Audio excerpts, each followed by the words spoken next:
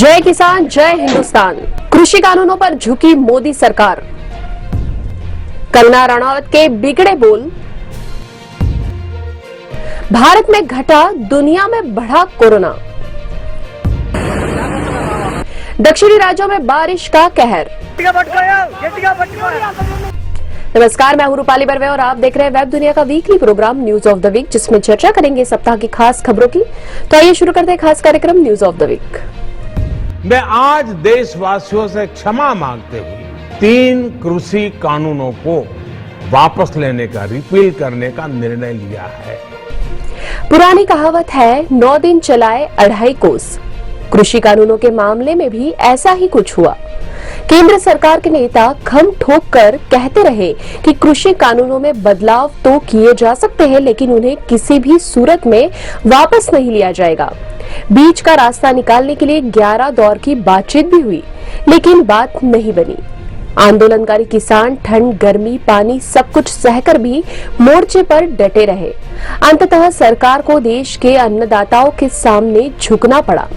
स्वयं प्रधानमंत्री नरेंद्र मोदी ने कृषि कानूनों को वापस लेने की घोषणा कर दी।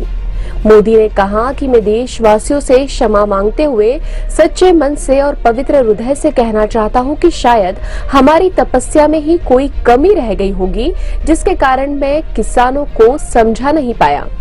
मैं आंदोलनकारी किसानों से घर लौटने का आग्रह करता हूं और तीनों कानून वापस लेता हूं।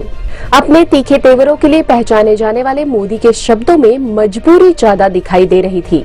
दरअसल 2022 में उत्तर प्रदेश समेत 5 राज्यों के विधानसभा चुनाव होने हैं और दिल्ली की सत्ता का रास्ता भी यूपी से होकर ही जाता है। इसे मोदी सरकार का मास्टर स्ट्रोक भी माना जा रहा है। किसान आंदोलन को 1 साल से ज्यादा वक्त हो चुका है। केंद्र सरकार के इस फैसले से भाजपा को आगामी चुनाव में कितना फायदा होगा, यह तो वक्त ही बताएगा। लेकिन इतना जरूर कहा जा सकता है कि अंत भला तो सब भला।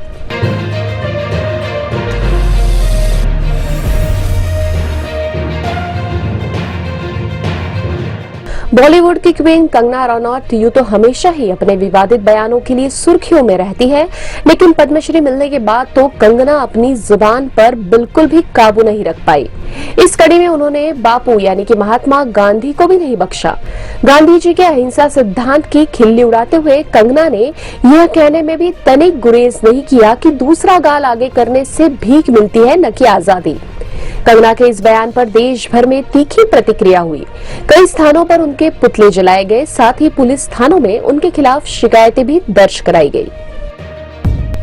भारत में लगातार कम होते कोरोना संक्रमण मामलों के बीच मध्य प्रदेश और उत्तराखंड की सरकारों ने कोरोना लॉकडाउन को अब पूरी तरह हटा लिया है।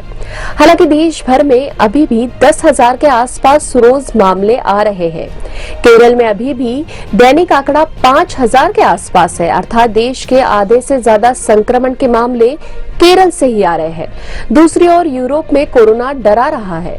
रूस में रोज 30,000 से ज्यादा मामले सामने आ रहे हैं, जबकि 1,000 से ज्यादा लोगों की मौतें हो रही है। वहीं कोरोना की चौथी लहर के बीच ऑस्ट्रिया सरकार राष्ट्रव्यापी लॉकडाउन लगाने जा रही है। न्यूजीलैंड में 19 नवंबर को डेल्टा वेरिएंट के 198 नए मामले सामने आए हैं। ब्रिटेन, जर्मनी और अमेरिका में भी स्थिति अच्छी नहीं है। इस बीच दुनिया भर में संक्रमितों की संख्या बढ़कर 25 करोड़ 65 लाख से ज्यादा हो गई है। वहीं मरने वालों का आंकड़ा बढ़कर 51,52,000 से ज्यादा हो गया है।